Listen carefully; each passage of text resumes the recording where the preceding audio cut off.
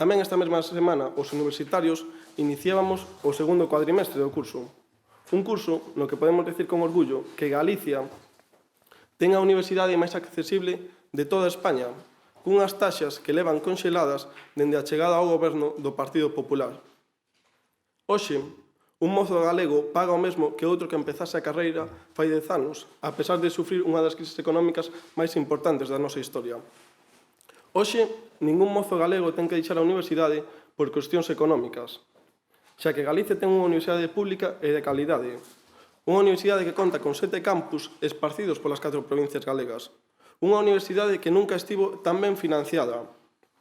Somos a terceira comunidade que máis fondos achega á universidade en función do PIB, xa que estamos en torno aos 2.480 millóns de euros.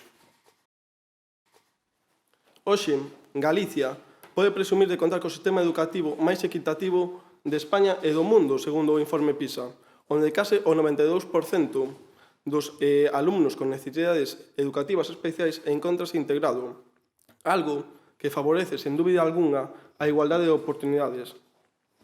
Galicia, na última década, baixou máis de 10 puntos o fracaso escolar, algo que resulta moi curioso que cando vemos algúns dirixentes do PSOE ou do BNG criticar a educación en Galicia, cando eles gobernaban deixaron un fracaso escolar en torno ao 26%.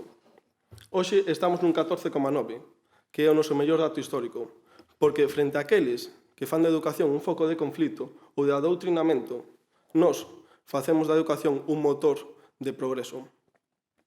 Tamén estamos orgullosos de ser a comunidade con menor número de alumnos por profesor. Estamos nun ratio de un torno a un 10,6. Por eso, dende Nova Xeración de Galicia, animamos a Xunta a seguir este camiño, un camiño que nos está a traer os mellores resultados da nosa historia. A Convención Nacional do Partido Popular, sobre aquí queremos agradecer a asistencia de cada un deles, porque creemos que foi unha convención moi produtiva, unha convención na que Citabas o ministro de Ser que estaba o presidente Feijóo. Unha semana o ministro anunciou un aumento de becas de casi 50